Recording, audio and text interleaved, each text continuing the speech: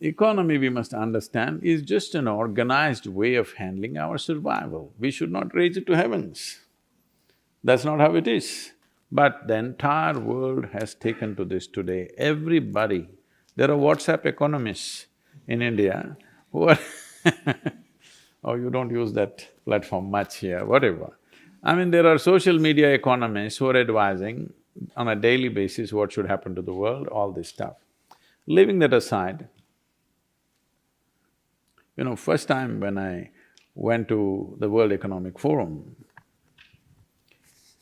a computer manufacturing company, that was the second largest company at that time.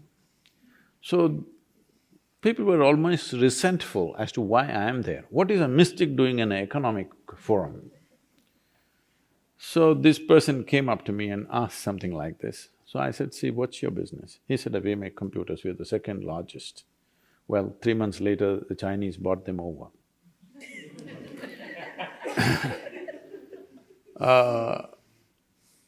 I said, see, whether you're making a computer or a safety pin or a spacecraft, it doesn't matter what you're making. Essentially, you have forgotten this is all about human well-being. All business is about human well-being, and that's my business. And it should be everybody's business. So, in all this economic jargon, I think we are forgetting somewhere this is about human well-being. People who are running the economy are getting destroyed, destroying themselves and the planet. And the economies of the world have become like this. When in 2008, when I was at the Economic Forum, there was a little bit of a trend of recession beginning to happen. Particularly all the American billionaires who came there, they were carrying an extra long face because they were a few billions less than what they were 3 months ago. So they asked me to handle a session called Recession and Depression. So I said, recession is bad enough, you don't have to, compound it with depression. But anyway, right now the way we are driving our economic engine is such that if we fail, we will be depressed. But if we succeed, we will be damned for good. I said, better you're depressed. Because this is like, in India there's a proverbial story about a man sitting on the wrong side of the branch and cutting it. When he succeeds, he will fall.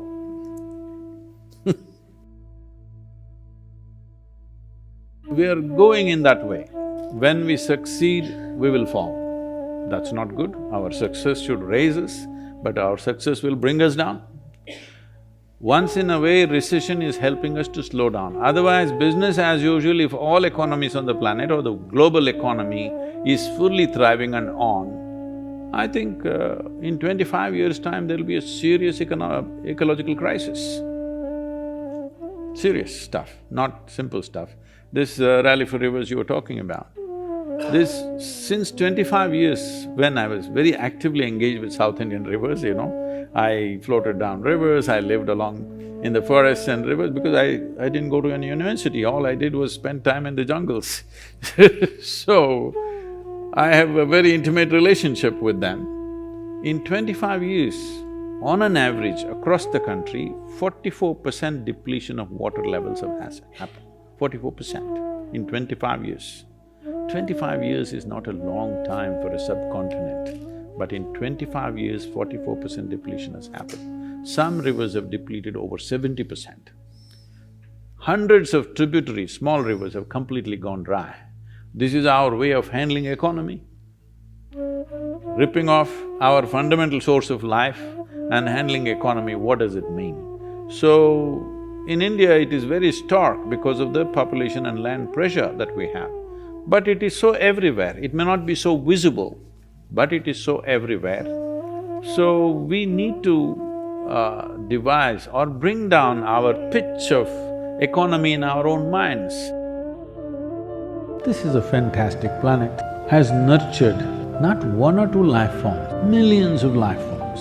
The sheer variety of life of animals, birds, plants, insects and worms that we have on this planet is mind-boggling. Our ability to gobble up the resources on the planet is too much. We exploited the land, we exploited the oceans.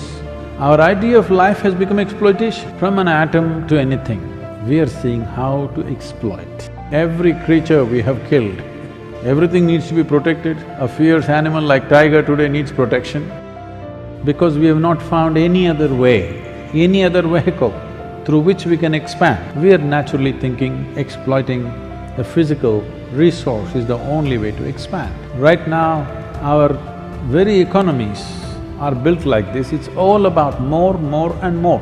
This means everybody has to buy more, everybody has to use more. But where is that damn more? We are on a exploitative mode, not by choice, by compulsiveness. The only solution for this is consciousness. When humanity begins to operate out of consciousness, then compulsiveness will not rule us. When compulsiveness does not rule us, we will do just what is needed, nothing more, nothing less. We have to come to that place. Otherwise, if they give us another 10 planets that we can live on, we will destroy all that in the next 2 centuries maybe. The only way, the only and only way, the ultimate solution is people start living consciously. It is good human beings who have forgotten that they are only an outcrop of this planet. Human beings who have forgotten that they have just temporarily come out of the womb of this earth and one day they will be sucked back into this earth. For them, 22nd of April is a reminder that you are a part of this earth, you have to think like the earth. If humanity has to live for a long time, you have to think like the earth, act like the earth and be the earth, because that is what you are.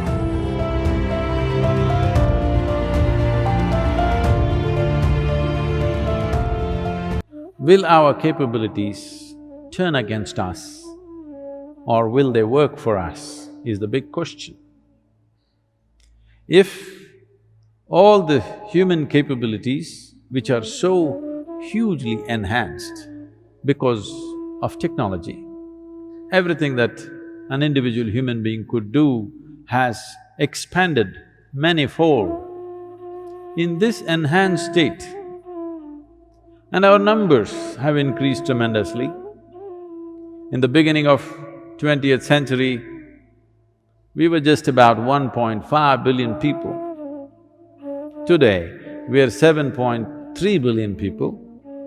The United Nations making predictions that by 2050, we will be 9.7 billion people. If all these people get educated, get technologically empowered, 9.7 billion people or nearly 10 billion people on this planet is for sure going to be a disaster. Yes. We can make arrangements and arrangements, we can improve the arrangements, we can make more energy-saving machines, we can recycle the shit. Yes, we can do all this.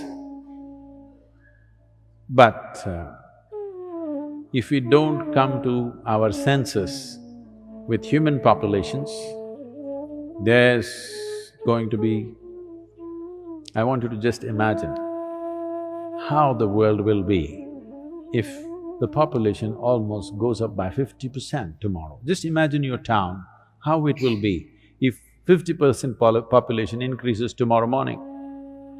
Or in other words, no matter what we create, no matter how much we strive, whatever we build, everything is going to be insufficient because the planet is going to be insufficient. Of course, we are looking at planets which could sustain life outside of this solar system. We have found 2, 3 very promising planets. It's just a little, not in the walking distance. A few thousand or a million light years away. Great planets, I believe.